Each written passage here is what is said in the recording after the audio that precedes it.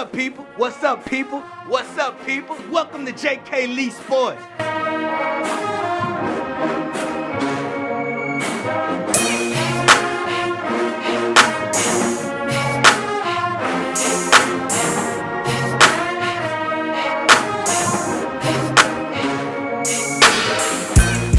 Another great guest with me today. My guy, the head football coach for the Belaire Bengals, Coach Byron Wade, man. What's going on, man? Happy to be here, man. All right, well, look, we're going to get to the reason why I asked you to come on the show. But, man, we're going to go back a little bit, right? So 10 months ago, we were in the same situation, different building, because I done came up a little bit. You know, I got to, you know, I done came up a little bit, you know. So we're in a different situation, different building, but I interviewed you. And you gave me some crazy predictions for the Belaire football season. One was the fact that you said you were going to beat a Strummer. And I made a face like this because I disagreed with you. But you my partner, and I didn't want to tell you that because I want you to believe I believe in you. Right? I believe in you, but I ain't believing you on that one. Turn around, I get a tag on the internet, on Facebook. Belaire just did the unthinkable. So the first thing we're going to do, we're going to talk about that the week of preparation first. Before you got to that game, what went into the preparation? Preparing for the guy I called the show, Le'Veon Moss. What went into the preparation? I think our mindset. I told the kids it's now or never, you know, and they embodied that fully. When I think back to that week, I told them the game would be won on how we showed up that Monday. So by the time we got to the field, when we got to Strummer, the game was already won because we prepared and we knew that we would be playing against an opponent that was on a stage that we had never seen before. So my encouragement was centered around, if you feel like you belong, if you feel like you're being overlooked, now is the time. You know, ain't no turning back. And, you know, they fully embodied that mindset and played hard, and you know I got some great athletes. So, you know, I think with the opening interception, we took their heart from them out the gate. Yeah. You know, who caught the interception? The Nicholas Jeter. I just wanted you to say his name, but yeah, you go ahead. All right. The Nicholas Jeter had a pick six on the first drive. The first drive. And you know, it was no turning back. You know, we felt like we were underdogs the whole season. And, you know, we just stepped up to the plate to amplify, you know, Belaire High School. Right. Hey, man, look, hell of a win. Even though I watched the film, I'm still, like, shocked that y'all pulled it off. Probably for me, I would think that would be the biggest win. Or at that time, I thought that was the biggest win at Belaire in 2 decades. But then you turn around and you beat Plaquemines. Right. Talk about that, man. Well, we beat Plaquemines for the first time in school history. Hold on. The first time in school history. Go ahead. Yeah, we beat them for the first time in school history. And, you know, Plaquemines is its own municipality. Yep. So knowing that they have their own city, their own grocery stores, you know, we felt like we want to play for a district championship.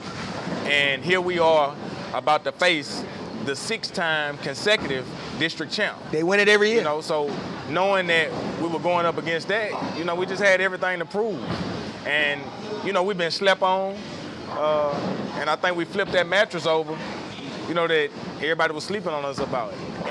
I get the credit, but let's be real. You know, collectively, my staff, the defense, like to shout my defensive coordinator out, Jeremy Smith. He's an interesting guy. But I see you, Biggs. Go ahead. He's very consistent, you know, and I think that's the true mark of a good leader, knowing how to empower people and get out the way and let them do what they do. Right. You know, I'm good at what I do, but it's time for me to transition into being more of a leader and empowering individuals. Plaquemines, you know, they got a bad taste in their mouths, but they got to wait till 2022. To see the Belaire Bengals again, and we coming strong again, you know. Wait, hold up. Now look, we want to take this time. I got all number love for Plaquemines. They gonna play on in our 7 with our 707 organization. Maybe I shouldn't have said that. We got a few Plaquemines guys. We got Plaquemines coach coming, gonna be defensive coordinator, 18U team. So we don't want no static right now. We gotta come together right now. Right. But we just talk about the season. But then you put Belaire in a situation where they got the chance to compete for district championship. Fell short, but it's still somewhere that they thought was unheard of before you showed up. Yeah. So how does it feel for you to be? To me, you're being an innovator. Like, you are recreating a football environment at Belaire that outside of 1 year that with Manuel did and all of them, I don't think that school saw that in our generation. Yeah. So talk about being innovative in that aspect. Well, I'm gonna say this in the most humble way. I'm gonna amplify any situation I'm around. You know, any flag I pick up and start waving, you know, it's up. Right. You know, if you don't believe in yourself, nobody will. And that's the mindset I built into those kids to say, you know, you're not second class, you're not tier 3, you're not tier 4, you top dogs. Right. I believe in you. Right. I always tell people, the formula is love. If you show somebody you love them, you're gonna maximize their performance. Right. And, you know, it's been in them. You know, they were born with it. Right. Like the old cliche. You put your pants on one leg at a time, One just leg like at me. a time. But then it gets to the point where you think about historically, Belaire has always been a homecoming game that people like to schedule. It's always been a blowout. Mm-hmm. And the 16 seniors that I had, they've endured blowout after blowout after blowout, and they had a bad taste in their mouths. You're right. That's what people fail to realize. Right. So I just kind of evaluated what had happened in the past with the combination of my coaching staff, you know, my mindset, and you know, I thank God that I was able to have my boys perform at a high level. Very successful season, man. Very successful season. Now we're gonna get into why you're here, man. Man, you tell people why you're here, man. I didn't change the game up. You know, I've been doing 7-on-7 with other organizations, but I feel like it's personal. You know what I'm saying? It's very personal for me to link up with a brother. You know what I'm saying? Brother from another mother. I'm gonna be the head coach for the 15U 7-on-7 team, and you know, I believe in your platform. You know, nothing against nobody else. I'm not knocking anybody that's trying to help kids, build kids. Shout out to them. But we've had talks, and it's one thing to talk, because everybody talk, but you've shown in a short amount of time that you're a one-man army. You know, and when you see somebody that's walking by themselves and carrying the load, you know, it's always better when you could join forces with somebody that's strong like that. So I know what I'm capable of bringing to the table. I believe in you, and I want to continue to provide opportunities for all young men that feel like they're overlooked and the ones that feel like they need to be on the supreme stage. So that's not just your tier 1 best athletes in the state. That's also the guys that feel like... Wait, Coach. You mean to tell me you're not going to chase names? You're going to win with the guys that show up. Whoever show up, whoever is committed and buys in, that's what we're rolling with. Already. So what are some of your personal goals for the 15U team? Then we're going to get to the goals for the organization. We're going to get to your 15U squad and you. What do you want to see out of your guys? And what do you expect out of yourself? What are some of your goals? Individually, I want to continue to develop quarterbacks. You know, that's something that I always want to improve at. I like to get kids at the 14 and 15 age range because they tend to be raw. Right. They tend to make a transition from youth football or middle school football going into varsity. Right. You know, so for me to be able to, I'm a teacher. Right. You know, to be able to get on that board and talk about vertical reads or horizontal reads, getting them to understand the concepts. Concepts are simply, if he does this, you do that. Right. If he does that, you do this. You know, and once we can get in sync the repetitions, I mean, you know, it's second nature. Right. You know, so developing a quarterback, I think that's the most important part of any 7-on-7 organization. Right. Any 7-on-7 team, any high school, because if the quarterback already has in his muscle memory to know what to do, by the time you put the pads on, you know, I agree. He's gonna be able to do that instinctively. So just to make a name for myself, right.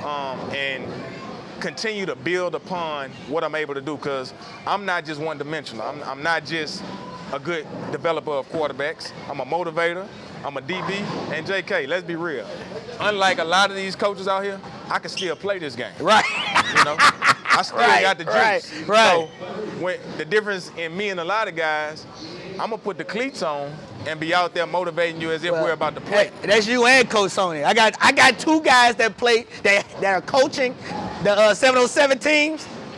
They still play. Yeah. That's a big thing. What else? What are your organization goals? So I would like to give these kids exposure and really get them to see that no matter where other teams come from, that where they're from, Baton Rouge, Lafayette, New Orleans, surrounding areas in Louisiana, even Mississippi, wherever you're from, you are just as good as anybody from anywhere else. That's the number one goal. And once they believe that, then they can start to understand, you know, I can carry this mindset everywhere I go. It's not always about winning in 7-on-7. It's about competing. Right. As long as you compete, and every time you step on the field, your opponents know, hey, we're going to have to come with our A game. Right. I think that takes care of itself, and then winning comes along with it. Right. You know, so that's the main goal. I think another one of my goals is just to kind of push guys out the way. And when I say guys, I mean other teams. Like, you've had the bootleggers. You've had... Man, talk your stuff, Coach. Talk your stuff, Coach. You've had F3. And these are all teams and organizations that I look up to. Right. So respect, but... It's no shade, but... Right. Respect. I kind of want to... But, yeah. Push a few people out the way. Right. You know, and let them know, you know, we here. Right. You know, we here, and we ain't taking a back seat to nobody. Hey. You know, it's not about charter buses. It's not about sponsorship. It's about getting on the field and competing. And when you compete, you earn the respect. Right. At the end of the day, it's about signing scholarships to go to school for free. Yep. Athletically. 4 years for free. Everybody does not have the ability and the opportunity to do so. So that being the priority, that's what you're chasing. That's what you're in pursuit of. Right. If you're not able to do that, at least be able to go to your respective high school and show that you're a top dog and you're the best of the best. Right. You know, and that's the thing. A lot of our young men do not get fair opportunities, and it's a big factor in that is their confidence. Well, you know, so I'm telling you, I had a kid tweet me the other day and say, man, I just want to play 7-on-7. This kid done tried out everywhere, and everybody told me not good enough. You know what I mean? Yeah. You know, so, you know, and it's not the fact that he's not good enough. It's just, I'm going to throw a little shade. Certain people chase names, you know, and, you know, you show up with a name, you got it, right? And that's kind of what we want. We just want to give kids an opportunity to play, man. Right. You know, everybody that's been fussing and trying out, being told that, oh, you're not tall enough, you know, and no, you're not big enough, you're not, whatever. We just want to give them an opportunity, right. man. So, man, I appreciate you, man. I'm glad you're on board, my brother. I'm glad you came in, man. You know what it is. We'll be right back after these messages.